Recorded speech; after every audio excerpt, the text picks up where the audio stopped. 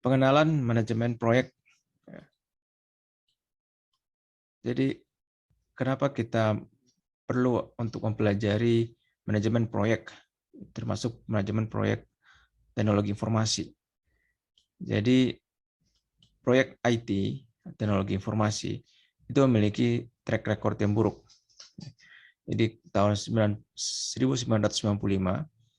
ada Standish Group Study, Chaos, itu menemukan bahwa hanya 16,2% dari proyek-proyek IT yang berhasil. Jadi sisanya mana? Dari 100% itu hanya 16,2% yang berhasil. Jadi sisanya gagal. Dan dari 100% itu ada 31% yang dibatalkan bahkan sebelum selesai. Ya, jadi ada dari total 100% proyek IT, ada 31%, ya, sekitar sepertiganya, itu dibatalkan sebelum selesai. Dan hal ini menyebabkan kerugian yang sangat besar, yang di sini tercatat lebih dari 81 billion. Ya. Dan ini hanya di Amerika Serikat. Ya. Jadi kalau ditambah digabungkan dengan proyek-proyek IT di luar Amerika Serikat, maka nilai-nilai ini akan bisa menjadi sangat besar. Ya. Nilai kerugian yang ditimbulkan akibat kegagalan dari proyek-proyek IT. Kemudian mengapa juga manajemen IT dibutuhkan? Yaitu karena kebutuhan proyek IT itu semakin bertambah. Jadi di tahun 1999 saja ada beberapa perusahaan di Amerika yang membagikan ada 200.000 proyek pengembangan aplikasi baru. Jadi sangat banyak. Nah ini di tahun 1998. Apalagi sekarang, kalau sudah tahun semakin lama, semakin banyak lagi proyek IT yang akan dikeluarkan atau dilaksanakan. Tahun 2000 tercatat ada 300.000 IT project yang baru, dan tahun 2001 meningkat lagi 500.000 IT project yang baru dilaksanakan. Ini tahun 2000-an, 2001. Nah, sekarang sudah 2000 berapa? Nah, pastinya akan lebih banyak lagi. Jadi itu juga mengapa manajemen proyek IT itu perlu untuk dipelajari, ya, karena kebutuhan proyek IT yang terus bertambah seiring berjalannya waktu. Nah, mengapa menggunakan manajemen proyek yang formal itu menguntungkan? Ya. Kenapa tidak kita bikin saja proyek tanpa ada manajemennya? Ya, tidak perlu manajemen proyek. Ya. Nah, kenapa kita perlu menggunakan manajemen proyek yang formal? Ya? Yaitu dengan menerapkan manajemen proyek yang baik, yang formal, kita akan mendapatkan kendali yang lebih baik terhadap keuangan, ya, terhadap fisik, dan terhadap sumber daya manusianya. Ya, dengan adanya manajemen proyek, maka kita bisa mengelola, mengatur, merencanakan, memonitor dari penggunaan keuangan, ya, penggunaan sumber daya manusia, penggunaan fisik. Ya. Kita mampu untuk mengendalikan. Dibandingkan kalau kita melepaskan begitu saja, tidak pakai manajemen proyek, maka kita akan lepas kendali. Tahu-tahu tiba-tiba uang sudah habis, ya, atau SDM sudah merasa sangat stres karena tidak dibagi dengan pengaturan beban kerja ataupun dengan penjadwalan yang baik. Ya. Kemudian menggunakan manajemen proyek itu memungkinkan peningkatan dari hubungan dengan customers. Ya. Jadi dengan manajemen proyek yang baik, kita bisa memberikan secara konsisten laporan, kita bisa secara konsisten melakukan komunikasi dengan customer, karena dalam manajemen proyek juga ada pengelolaan komunikasi.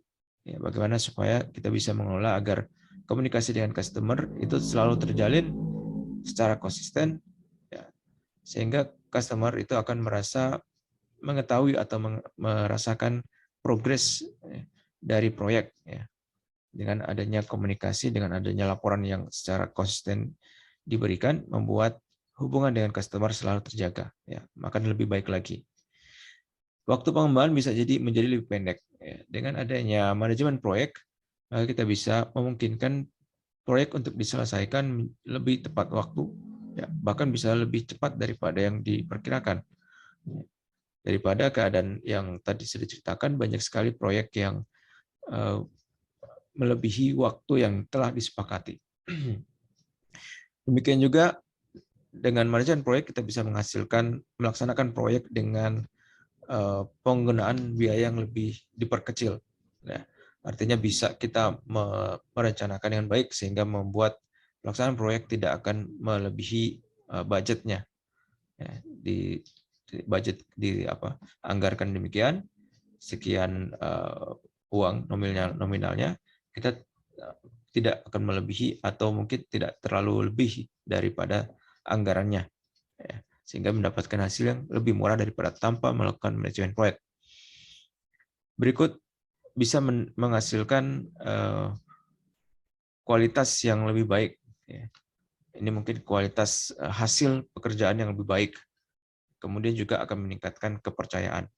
Jadi dengan manajemen proyek kita memungkinkan untuk menghasilkan kualitas hasil kerja yang baik. Apakah itu berupa produk perangkat lunak dan lain-lain, maka perangkat lunaknya akan memiliki tingkat kualitas yang lebih baik apabila kita menerapkan manajemen proyek. Sehingga dengan memberikan hasil kerja yang baik, itu akan meningkatkan kepercayaan dari customers terhadap kemampuan tim pengembang atau perusahaan kita untuk proyek-proyek selanjutnya, sehingga dia akan tidak khawatir apabila mempercayakan dengan proyek-proyek selanjutnya. Ya, itu meningkatkan kepercayaan customer kepada kita. Meningkatkan keuntungan, ya. Jadi meningkatkan keuntungan, sehingga dengan pengelolaan manajemen proyek yang baik kita bisa menghasilkan pelaksanaan proyek yang tidak melebihi, ya, kalau bisa kurang dari yang telah dianggarkan, ya, dan lain-lain, dengan kualitas yang lebih baik, sehingga secara langsung akan mempengaruhi keuntungan yang kita peroleh. Ya, jadi tidak kita harus melakukan penggantian rugi karena keterlambatan, ya.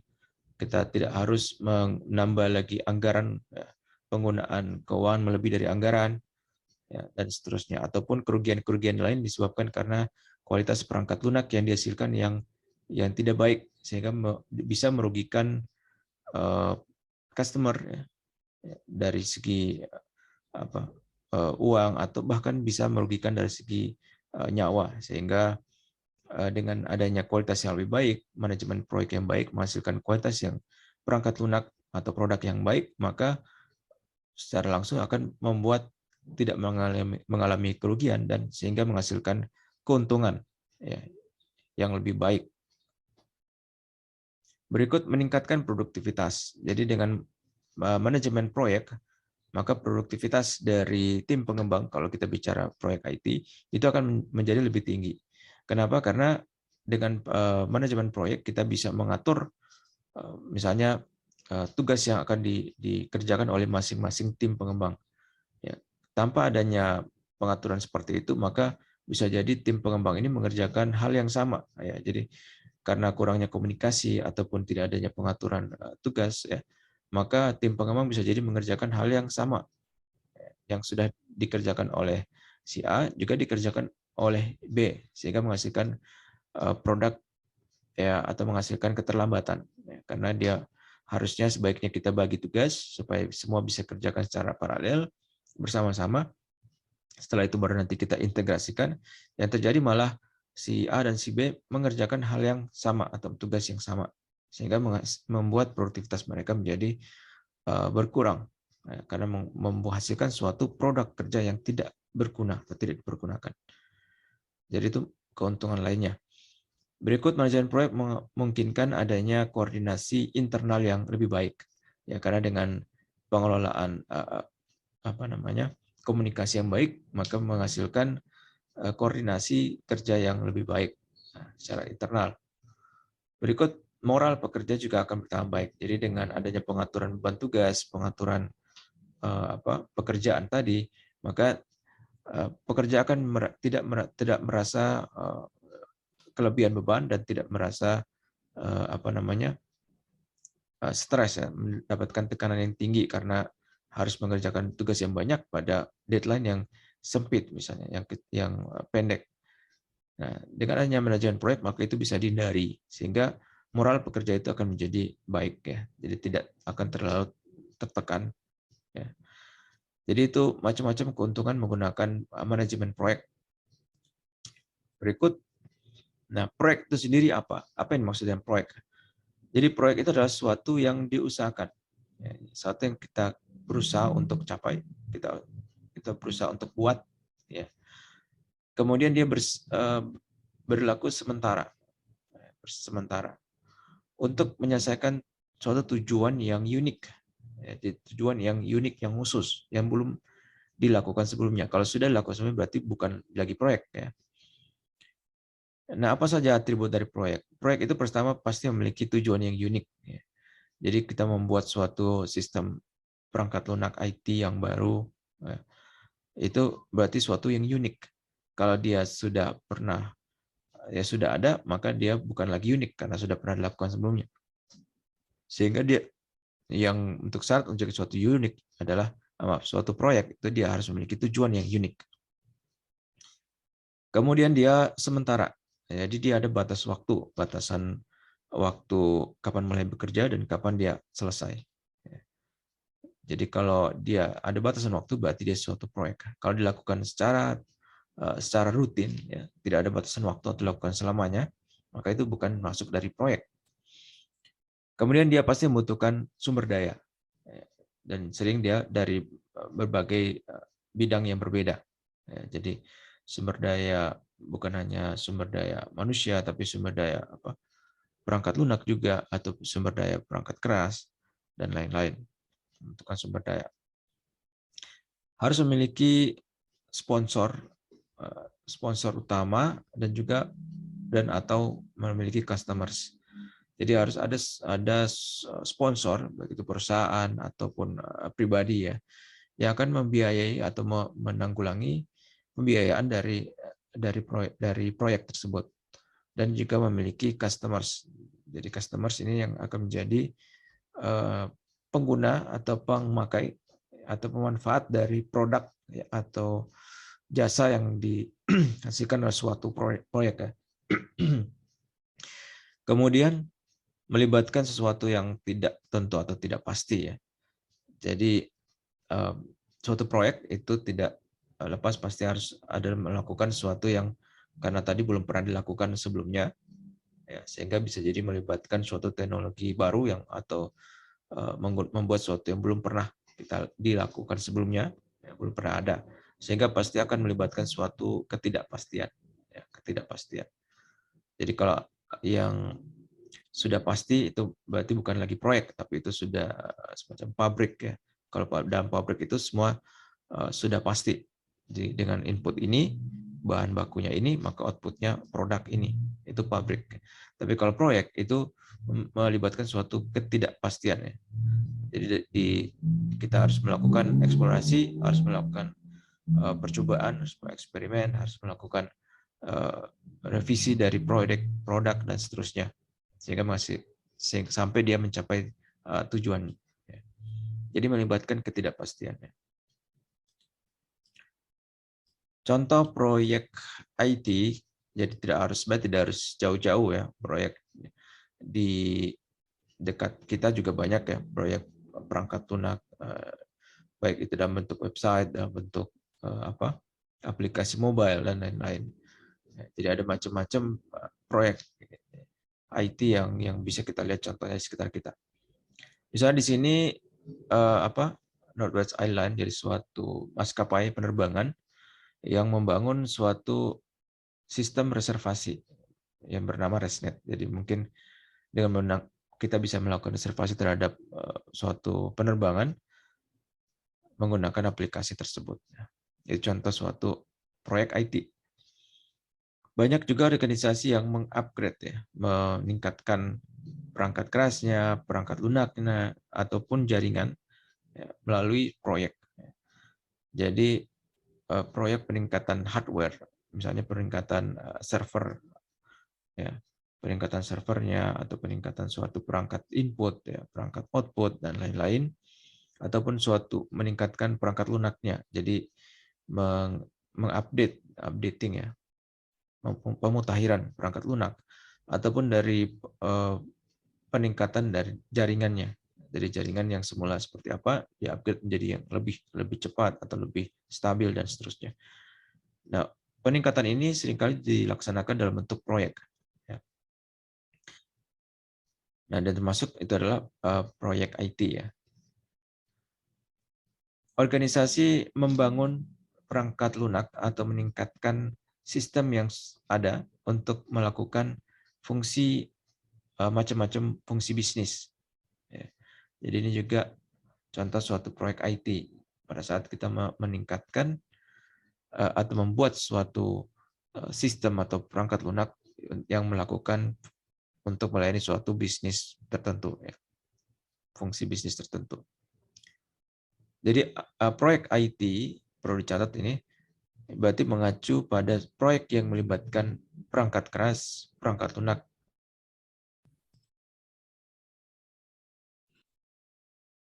Ya. Jadi saya mundur sedikit karena tadi terpotong.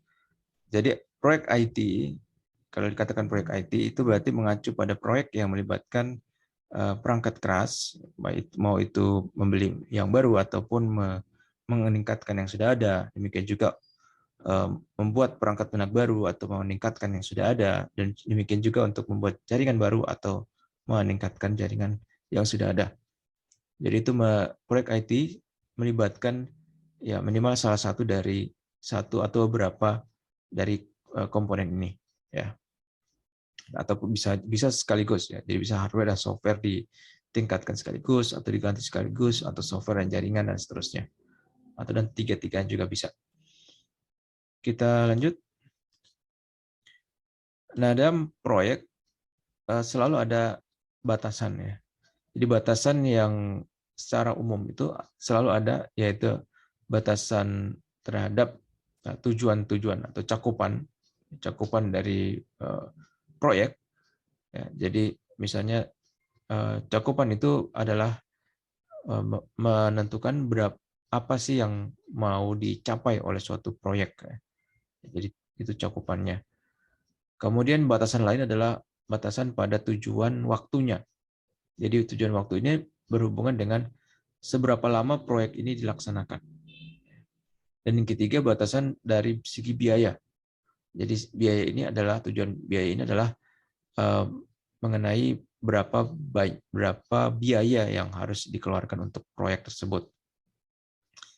Jadi ada tiga batasan ini yang harus dikelola oleh seorang manajer proyek. Jadi tiga ini selalu berhubungan. Atau kita bisa lihat sini. Oh ya, sini. Jadi selalu ada tiga batasan ini yang selalu berhubungan dan saling mempengaruhi. Jadi kalau kita lihat cakupan suatu proyek, kalau kita mau buat proyek yang cakupannya besar, ya, fungsinya banyak, ya, banyak sekali yang bisa dilakukan, atau banyak proses bisnis yang dilayani oleh perangkat lunak tersebut misalnya, maka otomatis dia akan mengorbankan hal lain, ya, yaitu dari segi biaya pasti dia membengkak, ya. Ataupun dari waktu pengerjaan dia juga akan menjadi membengkak semakin besar, ya. Sehingga meningkatkan cakupan dari suatu proyek hasil atau suatu produk atau hasil dari proyek, maka pasti akan mengorbankan biaya, mengorbankan waktu pengerjaan. Demikian juga kalau kita mau menekan biaya, ya. Kalau biaya pasti selalu akan kita berusaha untuk tekan seminimal mungkin, ya. Tapi kalau kita tekan biayanya, maka otomatis dia akan membuat cakupan atau fungsi dari produk yang akan dikembangkan melalui proyek tersebut pasti akan berkurang juga. Karena kita menurunkan biaya, otomatis kita akan menurunkan gaji, ya, dari pengembang, kita akan menurunkan spesifikasi dari hardware yang akan kita pergunakan, dan seterusnya. Sehingga otomatis akan membatasi kemampuan dari produk IT tersebut. Ya. Jadi cakupannya akan berkurang. Demikian juga kalau kita menekan biaya, secara otomatis maka waktu bisa akan membengkak. Ya. Karena dengan adanya penurunan biaya, maka waktu pengerjaan berarti otomatis akan mengurangi banyak hal. Misalnya dari sumber daya manusia juga akan berkurang. Dari semula kita kalau biayanya besar atau biayanya tetap itu kita membiayai dengan mengerjakan 4 programmer, maka kalau kita tekan biayanya, maka kita terpaksa harus membayar hanya 1 atau 2 programmer pengembang. Sehingga waktu pengerjaan pasti akan menjadi lebih panjang. Jadi ini juga akan mempengaruhi dua lainnya. Demikian juga dengan waktu. Kalau kita mau menekan waktu ya, paling bagus kan waktu itu ditekan secepat mungkin ya, supaya pengembangan itu bisa cepat selesai. Kalau kita tekan waktu, maka yang lain ini akan berpengaruh. Pertama, biayanya akan menjadi lebih besar. Karena kalau kita mempercepat waktu, maka otomatis kita harus invest lebih banyak pada SDM. Programmernya kita harus banyakkan, alat-alatnya yang digunakan harus lebih canggih, ya. Sehingga supaya mencapai target waktu yang cepat tadi, yang singkat. Sehingga biayanya pasti akan membengkak. Demikian juga skopnya juga pasti akan lebih mengecil. Karena kalau kita mau cepat selesai, maka fungsi fitur yang harus kita kerjakan, kalau boleh sekecil mungkin, sedikit mungkin, supaya mencapai target waktu selesai cepat tadi. Sehingga itu sangat mempengaruhi 3 hal ini. Sehingga tugas dari proyek manajemen, ya. Jadi proyek manajemen yang berhasil itu memenuhi ketiga goal ini tersebut sekalian. Ya. Jadi dia akan mencari mana yang paling optimal. Jadi tidak hanya melulu membuat skop atau cakupan yang lebih besar atau melulu membuat minimum cost yang lebih kecil atau waktu pengerjaan yang lebih kecil, lebih cepat. Tapi harus memikirkan ketiganya sekaligus. Karena ketiga-tiganya saling mempengaruhi dan tidak bisa saling lepas. Itu tugas dari manajer proyek adalah bagaimana mengatur 3 batasan ini supaya bisa memuaskan dari sponsor dari proyek atau dari customer proyek tersebut. Ya. Ya.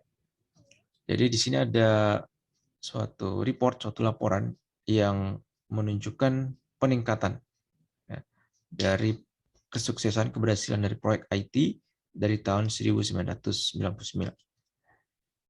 Ya, jadi kita lihat di sini dengan adanya suatu peningkatan mungkin dalam hal penerapan proyek, manajemen proyek, maka di sini berhasil mengurangi time of runs itu kelebihan waktu ya. Jadi kita pasang deadline-nya misalnya berapa bulan atau berapa tahun, kalau dia melewati dari target tersebut, maka disebut time of runs, kelebihan waktu.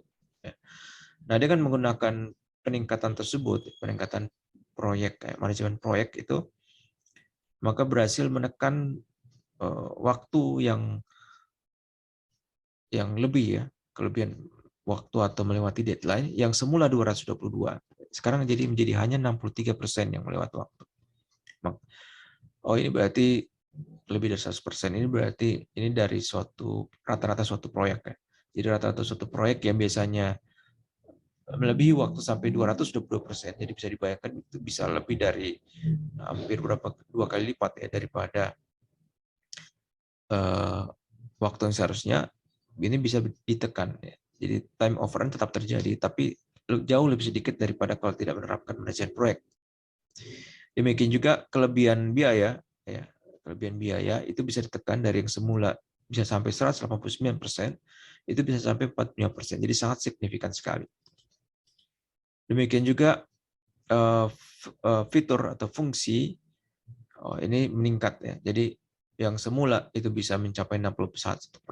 Jadi mungkin ini pemenuhan terhadap fungsi dan fitur yang dijanjikan itu yang semula sebelum adanya peningkatan itu semulanya bisa mencapai 61% rata-rata ini ya.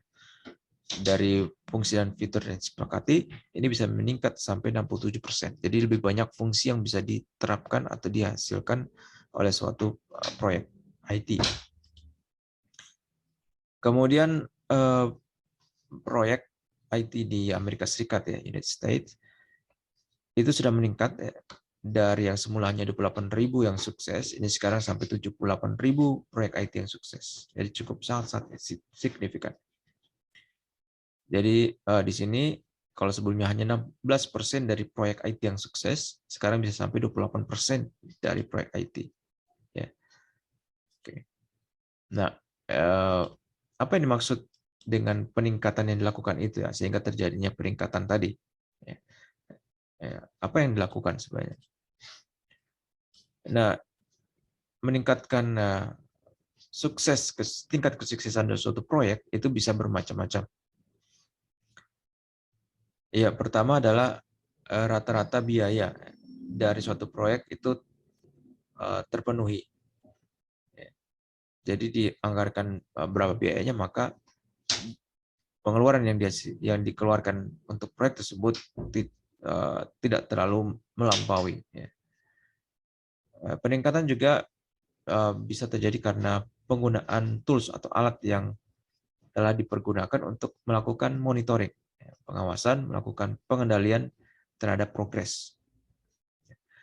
Dan juga peningkatan bisa jadi karena manajer proyeknya itu menjadi lebih terampil, lebih bagus, dan juga menggunakan proses manajemen yang lebih baik. Jadi faktanya adalah ada proses yang lebih baik, ya. Jadi ada peningkatan yang dimaksud adalah peningkatan dari proses. Jadi yang meliputi pemenuhan biaya, penggunaan alat yang lebih baik, alat monitoring dan controlling yang lebih baik, ataupun manajemen proyek yang jadi lebih terampil, lebih pengalaman, dan menggunakan proses manajemen yang lebih baik. Jadi ini perbaikan yang telah menghasilkan macam-macam kesuksesan yang telah digambarkan tadi. Nah, apa itu manajemen proyek? Jadi manajemen proyek adalah aplikasi atau penerapan dari pengetahuan, keterampilan, alat, dan teknik untuk suatu aktivitas proyek dalam rangka memenuhi kebutuhan standar dari proyek tersebut. Ini sumbernya dari PMI, yaitu Project Management Institute, yaitu suatu organisasi profesional, internasional, society profesional. Dari bukunya, ini edisikan dari Project Management Body of Knowledge, tahun 2000 halaman 6. Jadi manajemen proyek itu ada penerapan atau aplikasi dari pengetahuan, keterampilan, alat, dan teknik untuk aktivitas proyek dalam memenuhi kebutuhan standar dari proyek tersebut. Nah, manajemen proyek itu terdiri dari yang ini tadi disebutkan, ya, ada pengetahuan, ya, ada tools dan teknik, ya, untuk memenuhi suatu kebutuhan dari stakeholders. Nah, dikenal ada 9 area pengetahuan dari manajemen proyek, ya, yang terdiri dari fungsi utama, ya, ada 4 ini, dan juga ada fungsi fasilitasi, ya, ada 4 juga, ya. Jadi ada manajemen terhadap ada 9, ya. Jadi ini 4 dan juga integrasinya, ya. Jadi itu 9 knowledge area. Jadi, nah di fungsi utamanya ada manajemen terhadap cakupan, scope, ya. Jadi tadi yang kita bicara. Jadi seberapa banyak fiturnya, seberapa banyak fungsi yang diterapkan pada suatu proyek IT misalnya. Kemudian juga ada manajemen waktu. Jadi kita harus melakukan pengelolaan terhadap penggunaan waktu, terhadap penentuan deadline-nya dan seterusnya. Kemudian juga harus manajemen biaya, ya, sehingga kita harus bagaimana menghasilkan penggunaan atau mengelola penggunaan biaya, ya, supaya bisa menghasilkan menggunakan biaya secara ekonomis, ya. Jadi melihat antara pengeluaran yang dihasilkan dengan nilai yang didapatkan itu harus di manage, dikelola. Demikian juga ada manajemen kualitas, ya. Jadi kualitas dari produk yang kita hasilkan itu juga harus dikelola, ya. Sehingga bukan hanya dia bisa memiliki fungsi tertentu, tapi dalam pelaksanaan fungsi tersebut dia bisa melaksanakan dengan error yang sedikit mungkin, dengan kecepatan yang lebih baik, dengan kestabilan yang baik. Itulah kualitas manajemen dari manajemen kualitas dari suatu perangkat lunak ya, atau suatu proyek IT. Berikut ada juga fungsi-fungsi untuk memfasilitasi, ya, fungsi pendukung. Ada manajemen human resource atau SDM ya. Jadi kita juga harus melakukan pengelolaan terhadap sumber daya manusia. Ya. Kemudian juga harus pengelolaan terhadap atau manajemen terhadap komunikasi. Jadi kita harus mengelola bagaimana kita berkomunikasi, karena banyak sekali, terutama dalam proyek-proyek IT itu yang gagal atau mengalami macam-macam ya kesulitan, itu karena hanya gara-gara kesulitan dalam atau tidak adanya pengelolaan terhadap komunikasi. Ya, baik itu dari komunikasi dari customers ya, terhadap analis untuk menangkap kebutuhannya, ataupun dari analis terhadap perancang ya, untuk perancang solusi perangkat lunaknya, ataupun dari perancang terhadap programmernya, dari programmer terhadap testernya, dan seterusnya. Ya, jadi harus ada pengelolaan komunikasi sehingga bisa mendukung terjadinya proyek yang sukses. Kemudian juga ada manajemen risiko. Jadi manajemen risiko, terutama dalam pengembangan dalam bidang IT, itu banyak sekali risiko yang harus kita kendalikan.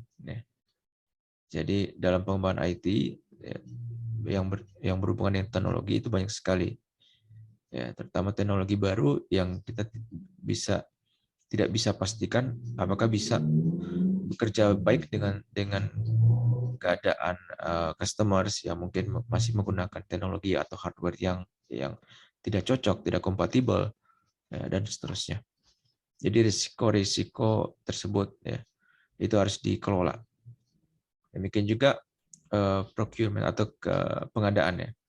Di dalam mengerjakan proyek itu tidak lepas pasti akan adanya pengadaan, baik itu pengadaan perangkat kerasnya ataupun perangkat lunaknya ya. Jadi dalam mengembangkan proyek IT itu bisa juga kita menggunakan software pembantu atau software library yang kita akan pakai juga turut dalam suatu proyek IT. Sehingga ini juga harus dikelola. Nah, kedelapan knowledge area tersebut itu juga harus diintegrasikan. Makanya disebut ada manajemen integrasi dari proyek. Jadi merupakan integrasi dari semua knowledge area ini, ya, sehingga bisa menghasilkan suatu proyek yang sukses. Ya. Nah, dalam pelaksanaan manajemen proyek juga akan menggunakan alat dan teknik-teknik tertentu. Ya. Jadi alat bisa berupa perangkat keras atau perangkat lunak tertentu, ya. Dan juga ada teknik-teknik tertentu, ya. Teknik wawancara atau teknik yang lain, ya. Jadi berupa best practice, praktek terbaik yang kita pakai untuk mendukung pelaksanaan proyek, ya. Sehingga kita bisa menghasilkan proyek yang sukses, yaitu yang bisa memenuhi kebutuhan dan juga ekspektasi dari stakeholders. Nah, disebut tadi ada stakeholders. Jadi apa stakeholders itu? Stakeholders itu adalah orang yang terlibat atau memiliki pengaruh dalam aktivitas proyek. Contohnya adalah sponsor. Nah, itu adalah stakeholder. Stakeholder. Jadi orang ataupun perusahaan yang menjadi penyandang dana ya dari pelaksanaan proyek tersebut. Kemudian ada tim proyek. Jadi proyek itu dikerjakan oleh satu atau lebih tim yang bekerja sama. Itu termasuk adalah stakeholders dari proyek tersebut. Berikut staf pendukung. Ya, jadi selain pengembang ada juga yang pendukung dari proyek tersebut. Ada juga customers, jadi dia yang akan menerima, akan menggunakan atau memanfaatkan produk yang kita hasilkan dari suatu proyek tersebut. Ada juga pengguna, jadi dia pengguna yang langsung menggunakan atau langsung berinteraksi dengan produk IT kita. Berikut suppliers, dia akan menyediakan, makanya tadi ada manajemen procurement, pengadaan, sehingga juga kita akan berinteraksi dengan suppliers. Nah, suppliers juga termasuk dalam stakeholder, jadi orang yang memiliki atau yang terlibat dalam suatu proyek. Stakeholder juga adalah musuh dari proyek. Jadi dalam suatu pengembangan suatu proyek bisa jadi kita memiliki musuh dalam arti baik itu pesaing yang akan mengerjakan IT yang produk atau project IT yang mirip atau yang nanti akan bersaing, maka itu juga termasuk dari stakeholders, sehingga juga kita harus mengelola terhadap musuh atau lawan dari proyek yang sedang dilaksanakan. Jangan sampai misalnya karena kita tidak melakukan pengendalian, kita tidak melakukan monitoring terhadap musuh dari proyek, maka kita menjadi ketinggalan. Misalnya waktu delivery-nya mereka lebih cepat ke pasar, sehingga akhirnya kita kehilangan pasar. Karena proyek yang lain atau proyek yang sebut lawan dari proyek kita itu sudah lebih dahulu melepaskan produknya. Sehingga ini juga termasuk stakeholder yang harus kita masukkan dalam pengelolaan atau manajemen suatu proyek. Jadi istilah lainnya stakeholder adalah seorang yang terlibat pada sistem informasi atau usulan yang ada. Stakeholder dapat berupa orang yang teknis ataupun non teknis. Bisa berasal dari lingkungan internal yang dalam proyek yang terlibat langsung ataupun dari luar. Contohnya tadi ada lawan dari proyek. Berikut tadi kita membahas mengenai knowledge area. Ada 9 manajemen knowledge area dari manajemen proyek. Jadi knowledge area itu mendeskripsikan kunci kompetensi yang harus dikembangkan oleh pada seorang manajer proyek. Jadi seorang manajer proyek yang baik itu sebaiknya memiliki 4 dasar knowledge area yang harus ada dalam tujuan setiap proyek. Tadi ada tujuan cakupan, tujuan waktu, tujuan biaya, tujuan kualitas. Jadi harus dimiliki oleh seorang manajer proyek. Kemampuan untuk mengelola pemenuhan terhadap tujuan-tujuan tersebut. Kemudian juga harus memiliki kemampuan dalam 4 knowledge area yang memudahkan. Jadi sifatnya memfasilitasi, mempermudah pencapaian tujuan proyek. Kalau ini adalah tujuan-tujuan proyeknya, kalau ini hal yang memudahkan untuk mencapai tujuan proyek tersebut. Seperti tadi ada manajemen sumber daya manusia, manajemen komunikasi, manajemen risiko, manajemen pengadaan. Berikut juga harus seorang manajer proyek yang baik juga harus memiliki atau menguasai manajemen integrasi proyek yang akan mempengaruhi pada semua knowledge area di atas. Jadi dia harus mampu untuk mengintegrasikan ke semua knowledge area ini. Itu yang disebut dengan manajemen integrasi. Nah, selain knowledge area, juga dalam suatu manajemen proyek ada alat dan teknik, tools dan teknik. Jadi alat dalam manajemen proyek atau teknik dalam manajemen proyek itu membantu manajer proyek dan timnya pada berbagai aspek dari pengelolaan proyek. Beberapa tools yang sering dipakai misalnya adalah project charter dan work breakdown system. Jadi ini adalah tools yang digunakan pada pencapaian target atau tujuan dari segi cakupan proyek. Ya. Jadi kita mau melihat apa sih cakupan fungsionalitas dari proyek kita, suatu perangkat lunak, maka kita harus bisa menggunakan alat-alat ini untuk melakukan analisis. Ya. Kita bisa membantu membreakdown dari apa sih pekerjaan yang akan kita lakukan ini. Nah, berhubungan dengan tujuan waktu, itu kita memiliki tools seperti Gantt chart, diagram jaring, ya, critical path analysis, ada juga critical change scheduling. Ya. Jadi ini alat-alat yang berguna bagi manajer untuk dalam hal pencapaian target waktunya.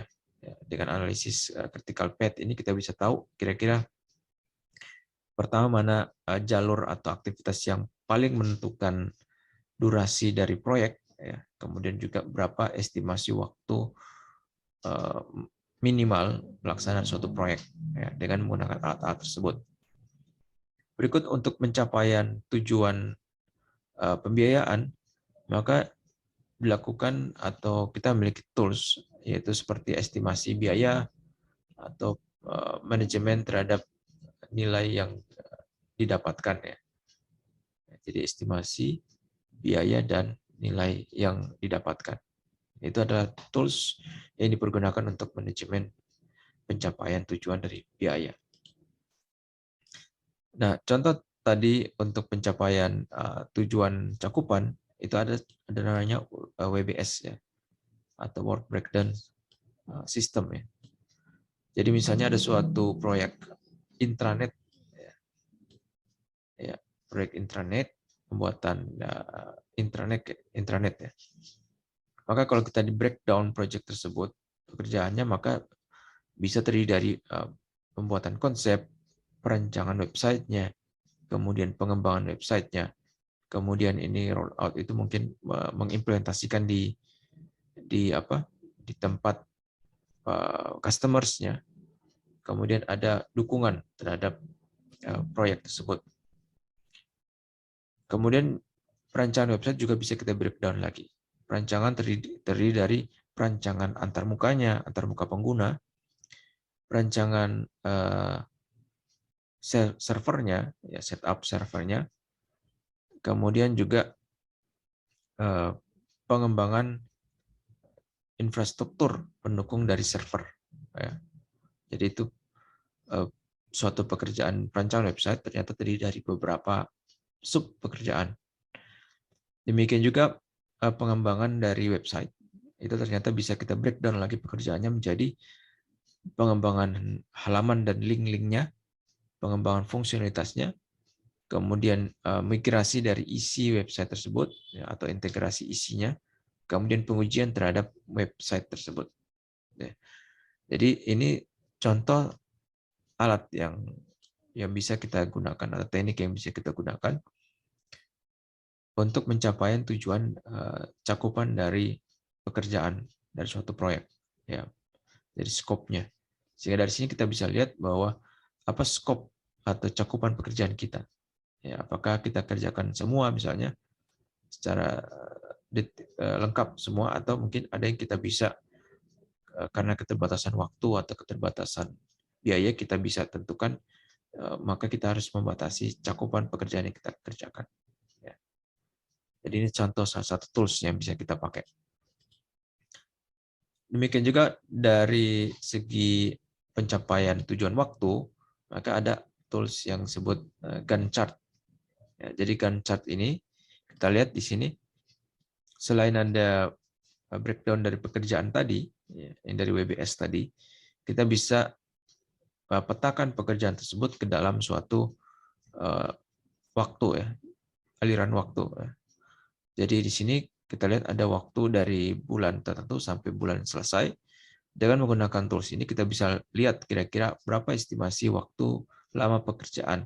Ya, sehingga dari sini kita bisa lihat, mungkin dengan kita memperhitungkan waktu pengerjaan dari setiap pekerjaan ini, ya, baik itu bagian-bagiannya maupun ke totalnya. Kemudian kita juga tentukan interdependensi, kebergantungan dari setiap aktivitas. Maka kita bisa menentukan kira-kira berapa estimasi waktu durasi pelaksanaan proyek. Nah, dari sini misalnya ini bisa sekitar 12 April misalnya. Jadi ini bisa kita dapatkan estimasi tersebut menggunakan tools yaitu Gantt chart salah satunya. Ya. Jadi itu contoh tools dalam hal mendukung pencapaian tujuan waktu. Ya, demikian juga ya ini salah satu tools lagi adalah network diagram. Jadi kalau ini bertujuan untuk melihat keterhubungan atau ketergantungan dari setiap aktivitas. Dari penggambaran ini kita bisa lihat bahwa aktivitas D misalnya ini tergantung dari pelaksanaan aktivitas A. Jadi dia tidak bisa mulai sebelum ini selesai. Demikian juga aktivitas H ini tergantung dari penyelesaian aktivitas D dan aktivitas E sekaligus. Jadi dua-dua ini harus selesai dulu baru bisa kita mulai aktivitas H. Jadi ini disebut H tergantung dari aktivitas D dan E. Dan seterusnya. Aktivitas J tergantung dari aktivitas H, F, dan I. Yang digambarkan di kanan panah ini. Sehingga dari menggunakan tools ini, kita bisa mendapatkan ada task atau tugas yang kritikal. Jadi di sini digambarkan dengan warna kotak yang ada warna hitamnya sebagai pembatas ini, bordernya. Jadi hanya ada 1, 2, 3, 4. Sehingga ini disebut dengan jalur yang kritis. Kenapa? Karena kalau ada keterlambatan dari pelaksanaan ini, misalnya di sini durasinya 5 hari, tapi ternyata pelaksanaannya jadi 10 hari, maka ini akan membuat proyek secara umum akan terlambat sebanyak berapa hari tadi? 5 hari ya kelebihannya. Jadi aktivitas-aktivitas ini kalau dia terlambat, itu bisa mempengaruhi atau bisa menyebabkan keterlambatan dari proyek. Ya. Kalau aktivitas lain itu tidak kritis. Dalam artian kalau dia terlambat, maka tidak serta-merta membuat proyek terlambat. Ya, tidak serta-merta. Bisa membuat terlambat, tetapi tidak serta-merta. Tapi kalau aktivitas tugas-tugas ini, kalau terlambat, maka pasti membuat proyek secara umum akan terlambat. Ya, karena itulah gunanya, salah satu guna menggunakan analisis menggunakan diagram jaringan seperti ini untuk mengidentifikasi mana yang disebut jalur yang kritis. Ya, seperti itu. Itu salah satu tools lagi yang bisa dipakai. Khusus mengenai target cost atau biaya, ada juga tools yang disebut earn value chart ya. Jadi nilai yang didapatkan. Ya. Jadi di sini kita lihat ada beberapa yang bisa kita lihat, ada BAC, ini tidak terlalu jelas. Oke, jadi dari sebelah kanan ini adalah waktu dari segi bulan 1 sampai bulan 12. Ke atas ini adalah dari biaya. Ya, jadi kita lihat semakin ke kanan, nanti biayanya akan meningkat ya, semakin meningkat. Ya, dengan seiring berjalan waktu maka biayanya juga akan meningkat. Di sini kita lihat di sini bisa terjadi adanya varians. Jadi varians itu jadi perbedaan. Misalnya di sini kalau ada seperti ini berarti variasi dari jadwal. Oh ya, jadi jadwal. Ya, jadi jadwal. Jadi bisa jadi harusnya ditetapkan agar pada bulan sekian maka biayanya sekian, ternyata di sini ada perbedaan sehingga jadi perbedaan dari jadwal. Ya. Berikut juga ada perbedaan dari segi biaya. Jadi estimasi biayanya harusnya di mana? Harusnya ini ya, mungkin ya. Ternyata biayanya lebih dari situ. Sehingga di situ ada perbedaan antara biaya yang dianggarkan dengan biaya yang sebenarnya.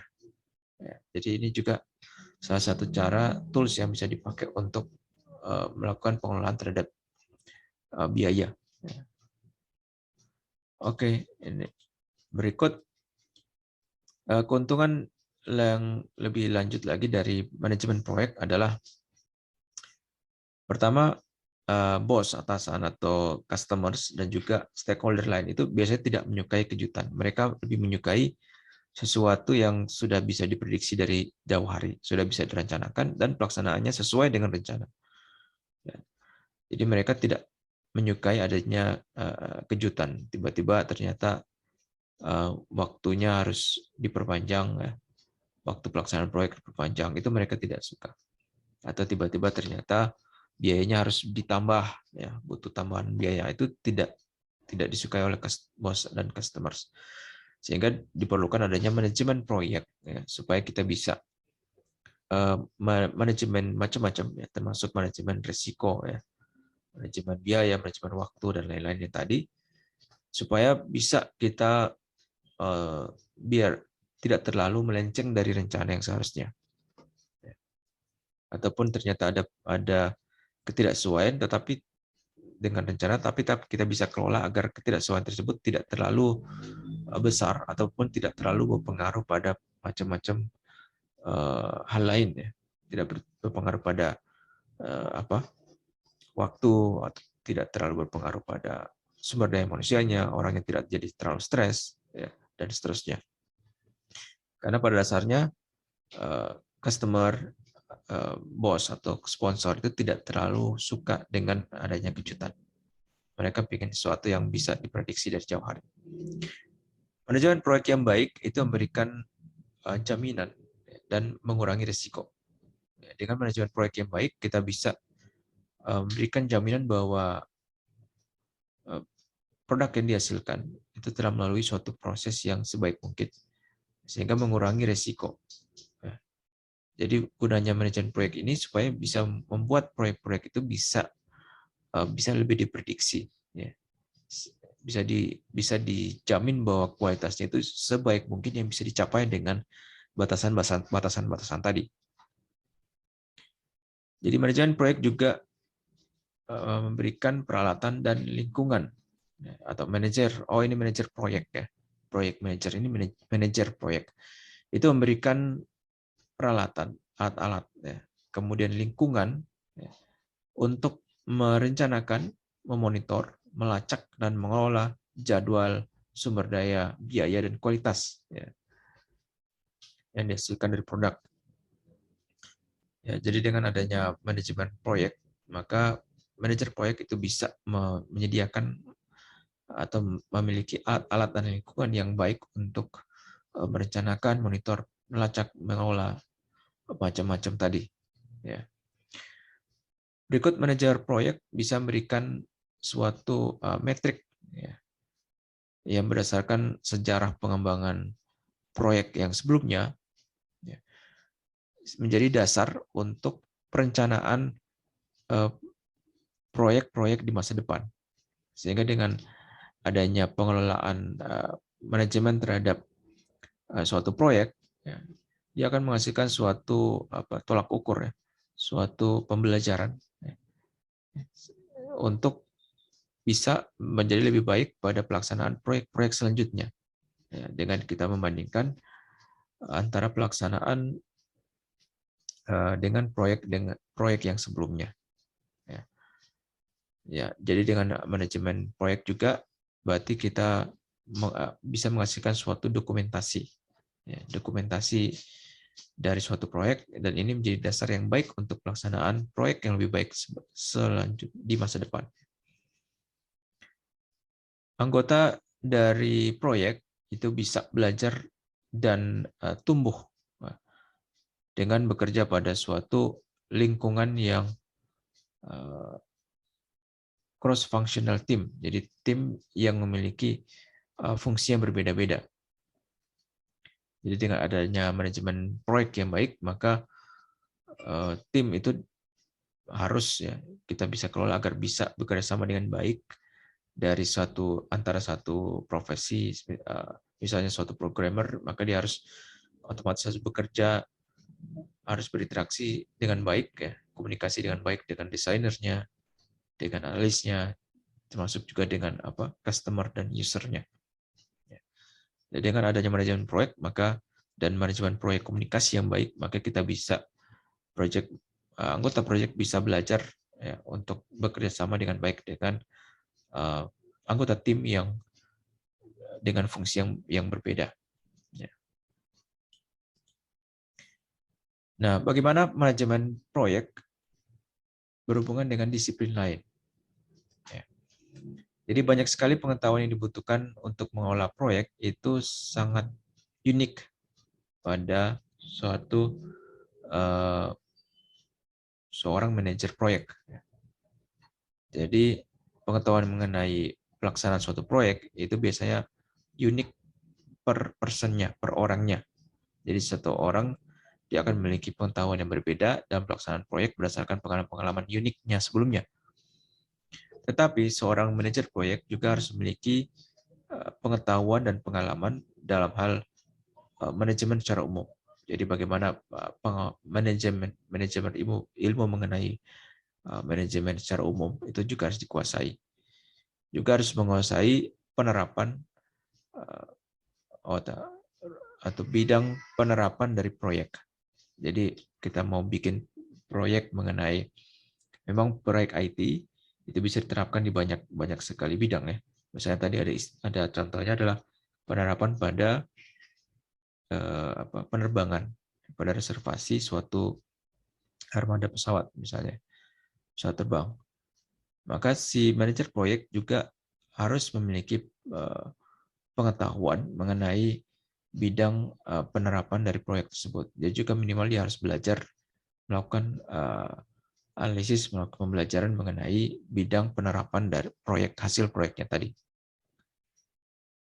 Ya, berikut manajer proyek juga fokus pada pencapaian tujuan-tujuan spesifik dari proyek. Ya. Jadi tadi selain tujuan-tujuan tadi, tujuan secara umum, tujuan cakupan, tujuan biaya, tujuan waktu, tujuan kualitas, juga dia harus memiliki harus berfokus pada pemenuhan spesifik tujuan-tujuan spesifik dari proyek.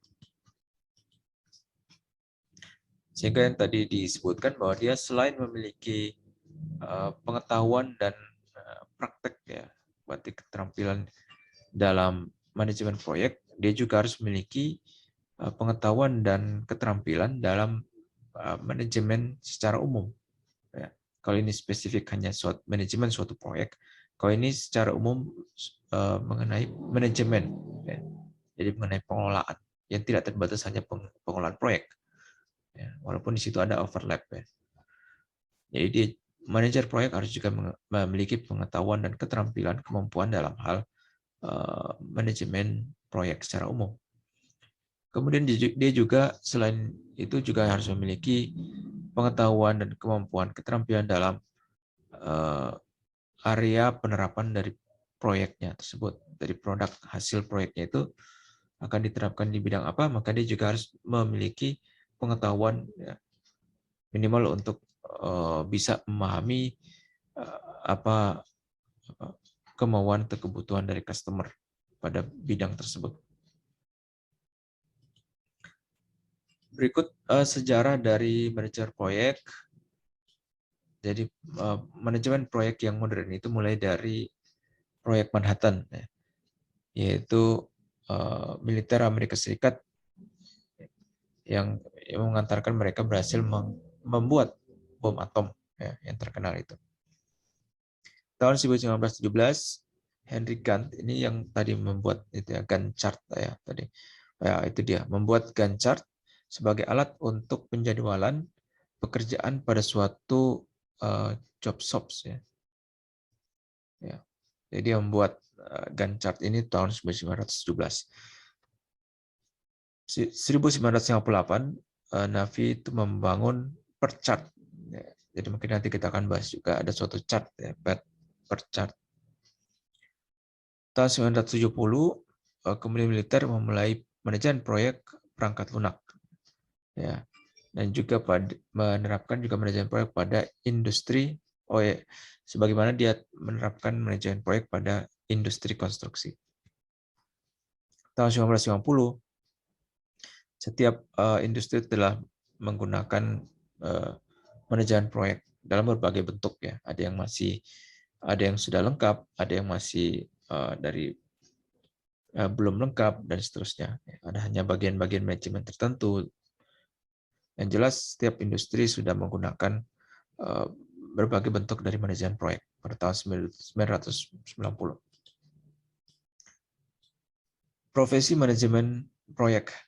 Jadi tahun 1956, artikel pada majalah Fortune menyebutkan bahwa manajer proyek adalah pilihan karir nomor 1 tahun 96. Jadi sangat merupakan profesi yang sangat diidolakan oleh pencari kerja.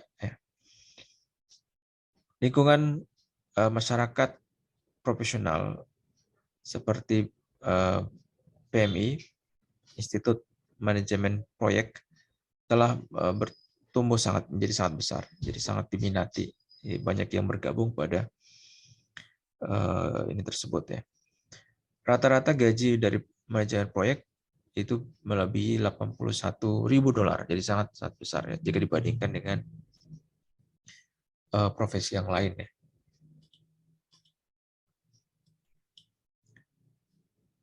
Pengetahuan mengenai manajer proyek itu terus bertumbuh dan jadi lebih dewasa ya. Ya. Jadi pengetahuan mengenai manajemen proyek itu terus bertumbuh ya, terus berkembang. Misalnya PMI tadi telah berhasil melakukan konferensi, jadi pertemuan research ya tahun 2000 di Paris, Prancis ya. Jadi tadi PMI, Project Management Institute, telah berhasil melaksanakan konferensi pertemuan bersama ya, mengenai penelitian, membahas penelitian pada tahun 2000 di Paris ya. Kemudian telah dibuat PMBOK ya, Project Management Body of Knowledge ya. Jadi yang suatu panduan yang menampung pengetahuan-pengetahuan mengenai pelaksanaan manajemen project. Ini edisi tahun 2000 menggunakan standar ANSI. PMI tadi mengeluarkan sertifikasi. Ya, sertifikasi. Telah mendapatkan ISO 9000 sertifikasi. Jadi mereka mengeluarkan suatu sertifikasi bagi manajer proyek. Banyak sekali buku-buku baru, artikel, dan presentasi yang berhubungan dengan manajemen proyek telah ditulis pada tahun-tahun belakangan ini.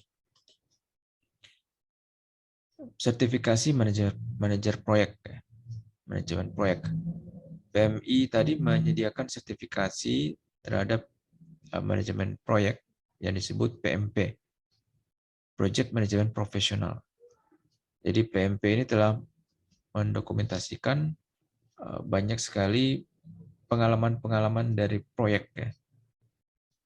Kemudian mengikuti suatu kode etik.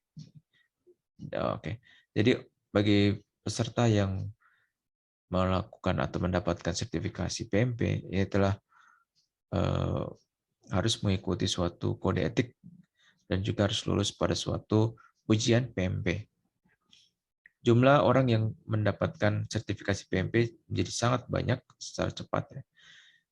PMI dan organisasi lain telah menawarkan program sertifikasi baru. Lihat, oke. Jadi ada sertifikasi terhadap manajer proyek. Ya. Jadi ini pertumbuhan sertifikasi PMP, Project Management Professional. Dari semakin lama semakin banyak orang yang mengikuti dan lolos atau lulus ya, terhadap mendapatkan sertifikasi manajer proyek profesional. Manajemen proyek perangkat lunak. Pada tahun 2001 terdapat ratusan atau produk-produk untuk membantu dalam pelaksanaan manajemen proyek. Jadi ada 3 kategori alat yang biasa dipakai.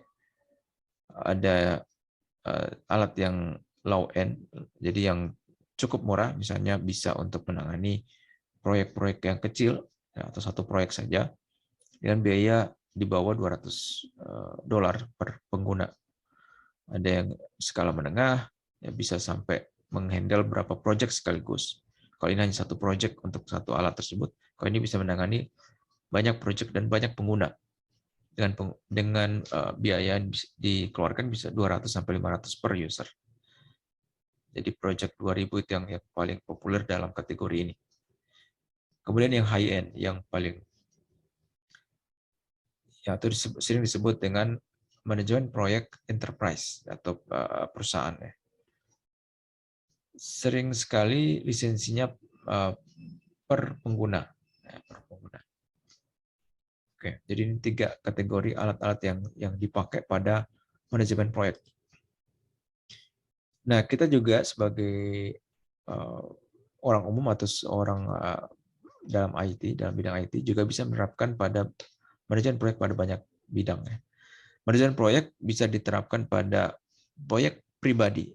Jadi tidak harus melulu dari proyek yang melibatkan tim atau melibatkan perusahaan, tapi juga proyek pribadi. Manajemen proyek diterapkan pada berbagai disiplin, IT, konstruksi, keuangan, olahraga, perencanaan event, dan lain-lain. Jadi manajemen proyek itu tidak melulu hanya pada yang secara umum paling sering adalah pada konstruksi ataupun pada IT, tapi pada berbagai bidang. Keterampilan manajemen proyek bisa membantu kita pada kehidupan sehari-hari.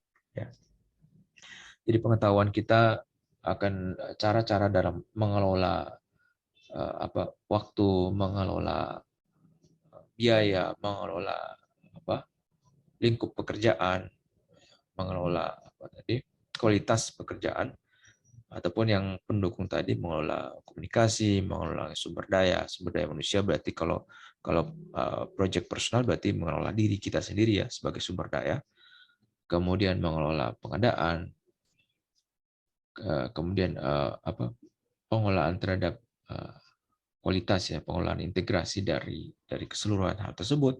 Itu pengetahuan terhadap hal tersebut itu bisa sangat membantu pada kehidupan kita sehari-hari. Yang sehari kita sebenarnya secara tidak sadar itu melaksanakan proyek-proyek. Walaupun kita sering tidak menyebutkan sebagai proyek, tapi kita mengerjakan. Kalau kita mahasiswa, sederhana kita mengerjakan tugas kuliah atau mengerjakan kuliah itu sendiri, itu bisa dianggap sebagai suatu proyek. Sehingga di situ kita bisa secara sadar mengelola macam-macam yang tadi kita sudah sebutkan, knowledge area, mengelola biaya, dan seterusnya. Jadi mempelajari manajemen proyek ini tidak hanya bermanfaat bagi kehidupan kita pada bidang IT misalnya, dalam pelaksanaan proyek-proyek kita nantinya, tetapi juga bisa diterapkan pada kehidupan sehari-hari. Sehingga dengan demikian mudah-mudahan bisa kita manfaatkan, bisa kita pelajari dan kita manfaatkan dengan baik. Kita bisa terapkan, kita bisa mulai pelajari bagaimana sih penerapannya pada kehidupan sehari-hari minimal, atau pada proyek-proyek yang mungkin sekarang sudah kita sedang hadapi, atau kita bisa membuat macam-macam yang kita hadapi, tugas pekerjaan kita kelola sebagaimana kita mengelola suatu proyek. Baik, mungkin demikian pengenalan mengenai manajemen proyek. Terima kasih.